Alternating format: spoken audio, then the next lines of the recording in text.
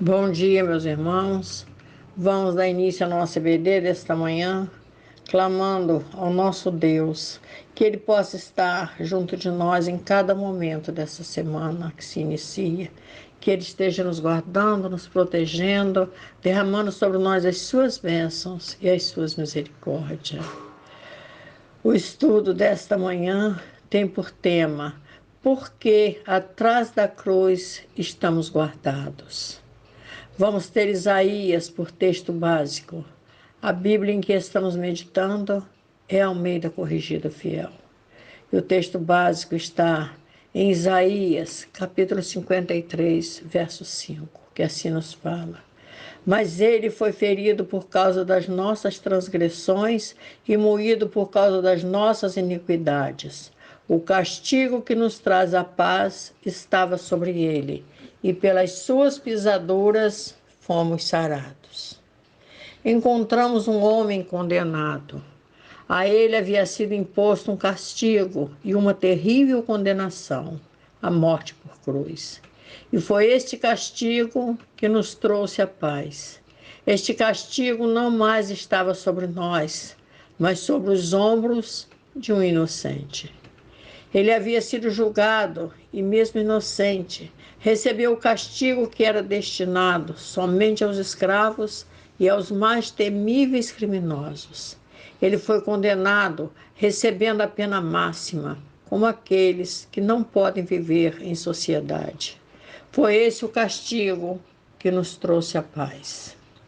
Esse castigo teve início com um sombrio e triste cortejo. Na frente seguia o centurião, garboso, imponente.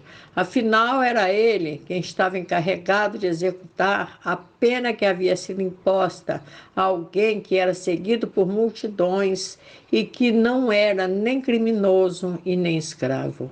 E ainda se dizia ser filho de Deus e rei dos judeus. Era ele o encarregado da crucificação. Logo atrás do condenado, seguia um mensageiro que em alta voz proclamava o motivo da condenação. Ele falava do que aqueles que o condenaram haviam escrito a respeito do condenado, mas não podia falar daquilo que havia sido escrito por Deus. Ele não sabia que aquele condenado estava morrendo por eles, que eram os verdadeiros condenados e que por sua condenação e morte, eles seriam livres. Logo atrás dos dois vinha o condenado, esgotado pela falta de descanso, noites sem dormir, sem se alimentar. Por isso andava com muita dificuldade. Estava dilacerado pela flagelação. Havia sido açoitado, foi esbofeteado, cuspido, foi tratado brutalmente. Estava emocionalmente dilacerado, pois tudo sofreu sem culpa. Havia sido muito humilhado. Tudo isso vinha sobre ele. E tecendo uma coroa de espinhos, puseram-lhe na cabeça e em sua mão direita uma cana, e ajoelhando diante dele, o escarneciam, dizendo: Salve, rei dos judeus! E cuspindo nele, tiraram-lhe a cana e batiam-lhe com ela na cabeça. Mateus capítulo 27, do verso 29 ao 30. Além do peso da humilhação e da cruz, ela se tornava ainda mais pesada, porque sobre ela estavam os nossos pecados. Havia 4 soldados cercando aquele condenado. Estes eram os carrascos que tinham a incumbência de guardar aquele condenado até que morresse, e seriam eles que o tirariam da cruz. Logo atrás do mestre inocente, seguiam 2 malfeitores que também carregavam a sua cruz. A deles era mais leve, pois só carregavam o peso da madeira. Sobre a de Jesus pesavam os nossos pecados. A profecia estava se cumprindo. E cumprindo-se a escritura que diz: E com os malfeitores foi contado, Marcos 15, verso 28. A cruz que aquele condenado trazia sobre seus ombros era muito pesada, e sendo homem, sucumbiu ao seu peso. Sobre ela estavam os pecados da humanidade inteira. Foi então que alguém resolveu tomar aquela cruz e ir após o inocente condenado, cumprindo-se mais uma vez o que está na palavra, e chamando a si a multidão com os seus discípulos, disse-lhes: se alguém quiser vir após mim, negue-se a si mesmo e tome a sua cruz e siga-me. Marcos 8, verso 34. Aquele Simão Cireneu negou-se a si mesmo. A cruz não era dele e não pesava tanto sobre seus ombros, pois todos os pecados da humanidade continuaram a ser carregados pelo condenado. Ele não tinha como transferir a Simão o peso de nossos pecados. Por isso, para ele, a cruz era mais leve. E Simão Cireneu levou a cruz até o Calvário, que era o lugar final. E se nós quisermos seguir a Cristo, temos que fazer o mesmo, tomar a cruz daquele inocente condenado sobre nós e seguirmos até o dia final. Para nós, a cruz será sempre mais leve, pois nossos pecados estão sobre os seus ombros. Verdadeiramente, ele tomou sobre si as nossas enfermidades e as nossas dores, levou sobre si. E nós o reputávamos por aflito, ferido de Deus e oprimido. Isaías 53, verso 4. Aquele triste cortejo era seguido por uma grande multidão. Certamente aqueles que haviam sido curados, aqueles que haviam sido alimentados, todos aqueles conheciam os seus milagres. O povo se juntava à sua passagem e seguiam o pelotão de crucificação. Muitos eram os que lançavam sobre os condenados injúrias e insultos. Jesus fazia parte do grupo de condenados, pois logo atrás dele havia 2 malfeitores conhecidos e repudiados pela sociedade. Jesus mais uma vez passou a ser contado com eles, como diz a profecia. Por isso, lhe darei a parte de muitos, e com os poderosos repartirá ele o despojo, porquanto derramou a sua alma na morte, e foi contado com os transgressores. Mas ele levou sobre si o pecado de muitos, e intercedeu pelos transgressores. Isaías 53, verso 12. Mas ali não havia só insultos, pois no meio da multidão encontravam-se a mulher do fluxo de sangue, Jairo com sua filha, a viúva de Naim, Bartimeu certamente estava lá, os cegos que haviam sido curados, os paralíticos e leprosos, aqueles que o seguiam para ouvir o que ele ensinava e que eram alimentados com pão e peixe. Seus discípulos, Maria Madalena, Marta, Maria e Lázaro, esses éramos nós, que já haviam tido todos os seus pecados perdoados e que seguiam a Jesus como nós o seguimos. Os demais são aqueles que ouviram falar dele, mas que não sabem quem ele é e não conseguem ver Jesus como sendo Filho de Deus. Mas o condenado crucificado, esses veem a cruz como um castigo e não como a reconciliação do homem com Deus. Veem o condenado e não Jesus, o Filho de Deus. O cortejo era de dor, mas havia quem com ele se regozijava. Enquanto muitos choravam, para muitos era festa. Isso para que mais uma vez se cumprisse a profecia. Era desprezado e o mais rejeitado entre os homens, homem de dores e experimentado nos trabalhos, e como um de quem os homens escondiam o rosto, era desprezado, e não fizemos dele caso algum. Isaías 53, verso 3. Naquele momento, Jesus era um homem de dores. Era muito difícil para seus discípulos, para aqueles que conheciam seus milagres, que tinham visto através dele a glória de Deus, entenderam o que estava se passando. Fez tantos milagres e agora nada fazia por si. E o povo estava olhando, e também os príncipes zombavam dele, dizendo: aos outros salvou, salve-se a si mesmo. Se este é o Cristo, o escolhido de Deus. Lucas 23, verso 35. Isso só veio a ser entendido mais tarde, após a sua ressurreição. Naquele momento nada sabiam, e para eles o cortejo era de luto, de pranto e de dor. Mas nos fala a palavra, e seguiam grande multidão de povo e de mulheres, as quais batiam nos peitos e o lamentavam. Lucas 23, verso 27. Não sabia que era por eles que estavam sofrendo tanto. Não sabiam que sobre aquela cruz estava o pecado de cada um.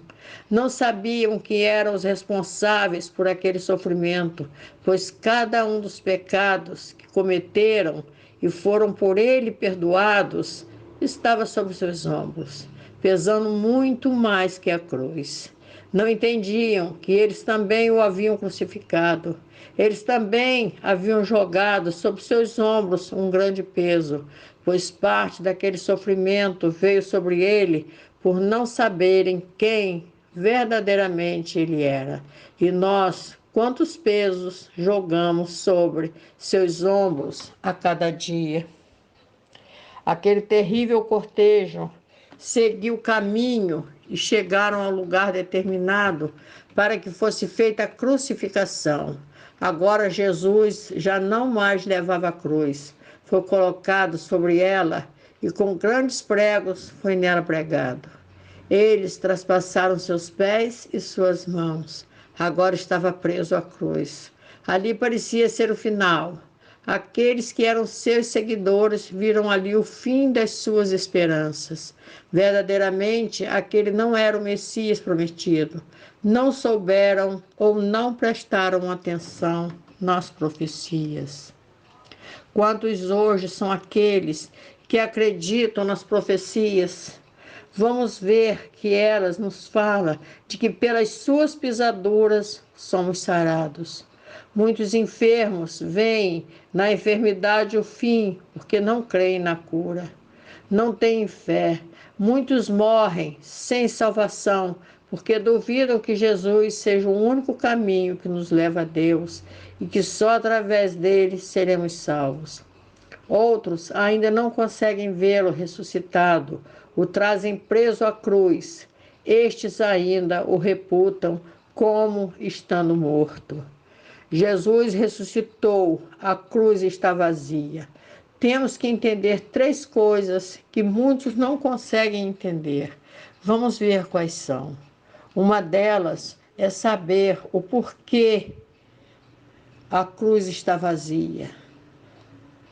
Temos que saber como residir o fato decisivo para a salvação. Se não houver, se a cruz não estivesse vazia, nós não teríamos salvação. Porque nós só temos salvação porque Jesus ressuscitou, porque Jesus não está morto mais, preso naquela cruz.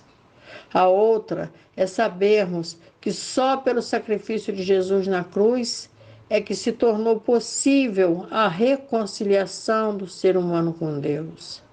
E uma terceira é aprendermos a nos ocultarmos atrás da cruz quando nos advier dor, tribulação, sofrimento, enfermidades. Pois, ao cruzarmos a cruz, receberemos sobre nós o sangue do Cordeiro, que nos livrará dos pecados e nos curará, quer seja de dores físicas ou espirituais. Aqueles seguidores do cortejo de crucificação viram ali o fim, pois acreditaram na derrota de Jesus. Mas foi ali que tudo começou. Até aquele momento, tudo acontecia antes de Cristo. Era um tempo onde o pecado era perdoado através de sangue de animal. Todavia, depois do sacrifício de Cristo, passamos a viver um novo tempo, Já não estamos mais indo pelo caminho de Emaús, sem esperança de ver Deus, como iam aqueles 2 homens que voltavam para casa, certos de que tudo havia terminado, como nos fala a palavra. As que dizem respeito a Jesus Nazareno, que foi homem profeta, poderoso em obras e palavras diante de Deus e de todo o povo, e como os principais dos sacerdotes e os nossos príncipes o entregaram à condenação de morte e o crucificaram. E nós esperávamos que fosse ele o que remisse Israel, mas agora sobre tudo isso é já hoje o 3º dia desde que essas coisas aconteceram. Lucas 24, verso 19 a 21. Eles ali viram a vitória do homem sobre Deus. Foi isso mesmo. Como muitos ainda veem hoje, a vitória do homem sobre Deus. A derrota de Jesus e a vitória dos príncipes e sacerdotes. Existem aqueles que não acreditam que Jesus ressuscitou, como também aqueles 2 homens não creram. É verdade que também algumas mulheres dentre nós nos maravilharam, as quais de madrugada foram ao sepulcro e, não achando o seu corpo, voltaram dizendo que também tinham visto uma visão de anjos que dizem que ele vive. E alguns dos que estavam conosco foram ao sepulcro e acharam ser assim como as mulheres haviam dito, porém a ele não o viram. Lucas 24, do verso 22 ao 24. Estes são aqueles que continuam carregando o peso de seus pecados. Não entenderam que vive o Cordeiro de Deus que tira o pecado do mundo, que recebe sobre si o nosso pesado fardo, que está vivo e com os braços abertos para nos salvar. Para estes, Jesus está falando. E ele lhes disse: ó nécios e tardos de coração, para crer tudo o que os profetas disseram. Porventura não convinha que o Cristo padecesse essas coisas e entrasse na sua glória? E começando por Moisés e por todos os profetas, explicava-lhes o que dele se achava em todas as Escrituras. Lucas 24, verso 25 a 27. Agora, você entendeu o porquê de estarmos guardados atrás da cruz? É para que, quando estivermos enfrentando tribulações, possamos nos esconder atrás da cruz de Cristo. Sem a cruz, nenhum cristão poderá sentir-se seguro. Ela não marcou a derrota de Jesus, mas a vitória de todos aqueles que aprenderam a confiar nela. Operai a vossa salvação com temor e tremor. Filipenses 2, verso 12. Se você não crê que Jesus está vivo, que ele ressuscitou, você não terá com ele a ressurreição para a vida eterna. Que Deus abençoe a todos. Que o Senhor possa estar falando mais aos nossos corações. Que Deus os guarde e proteja. Amém.